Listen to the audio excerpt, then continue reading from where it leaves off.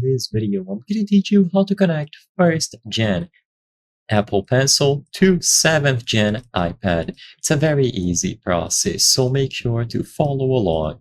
The 1st generation of the Apple Pencil is compatible with the iPad 7th gen. In order to establish this connection, you will need to enable Bluetooth on your iPad, but it is actually going to be done by using a physical connection, so you will need to plug your Apple Pencil into the charging port of the iPad 7th gen. It is a little bit weird, but here's how it goes. If you take off this cap at the end of the Apple Pencil, you will find a lightning connector. You must plug this lightning connector into the iPad. If you are using a different iPad model that has a USB-C port, then you will need a USB-C to Lightning adapter, or rather the opposite, sorry. You will need a Lightning to USB-C adapter. And then on the other hand, you will use a cable to connect them together.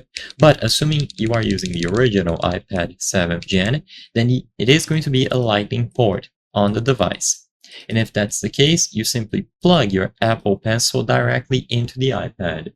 Once you do this, if Bluetooth is enabled, you will see this message, Bluetooth pairing request. Apple Pencil would like to pair with your iPad. From this point onwards, just tap on pair and you will be good to go.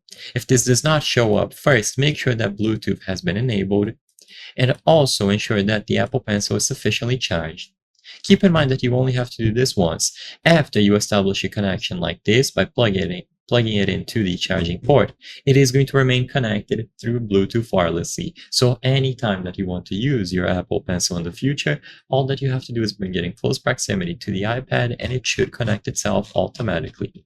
So I hope I was able to help you. If this video helped you, please consider subscribing. As you can see, according to our channel metrics, 83% of the people watching our videos are not subscribed. By subscribing, you can help us make higher quality videos. Thank you for watching, and I'll see you on the next one.